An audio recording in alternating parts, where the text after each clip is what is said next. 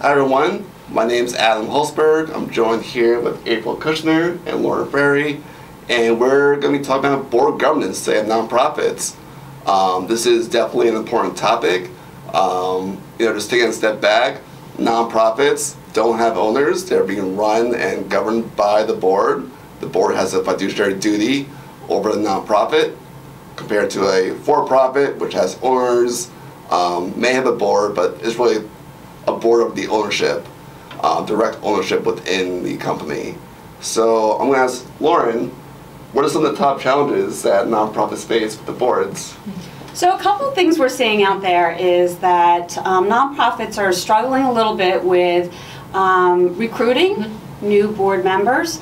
That becomes an issue if you are actually not observing your term limits and you're keeping board members on past their terms. You really do want to stick to your bylaws and follow your policies. So recruiting new board members is definitely a challenge.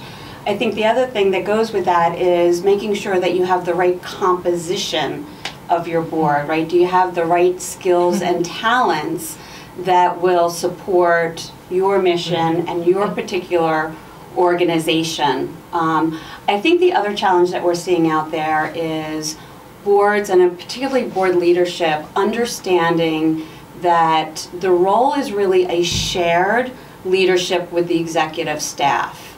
And that kind of brings up some challenges.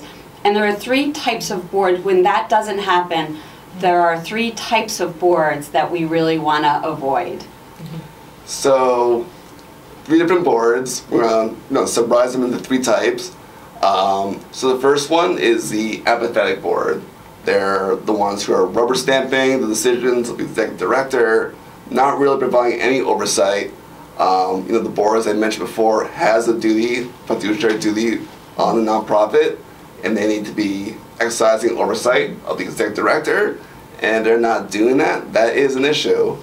The other one is the opposite of that now. Now we're talking about a micromanaging board. They're now overstepping their authority. They're kind of delving into the responsibilities of the executive director, definitely overstepping their boundaries. Remember, the board has one employee, the executive director.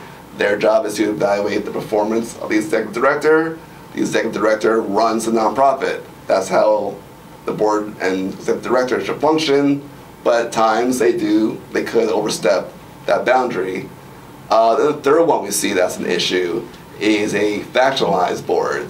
So this is a board that's not working together. This board maybe has different pet programs that they're very passionate about and don't really care about the rest of the nonprofit. There could be different ideas on the direction of the nonprofit, and there's factions forming the board. But this is a board that's really not put together and not working to get the nonprofit moving together forward. So Lauren, you work with a lot of different boards. Any ideas for all these challenges?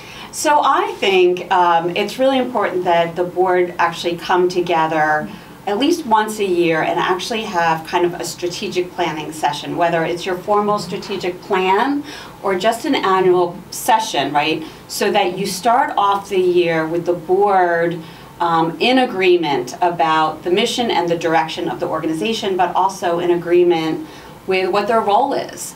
So that is really important. I also find that boards that socialize together once in a while actually function better. So even if it's a holiday party or some reason to actually put the work down and get to know each other, then the decision making and those tougher conversations are a lot easier when there's actually a board that feel connected to one another. So those are two really, really easy things to help boards in their leadership roles. I really like that. Thanks, guys.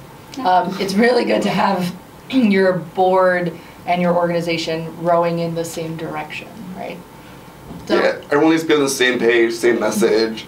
That just strengthens the entire organization, fulfilling the mission. So. Yeah. And if you want to read more about board governance, we have an article up on our website that Adam and Lauren had contributed to. It'll give you a lot more detail there about those three different types of challenges or boards that we see with our nonprofits. All right. Thank you, everyone.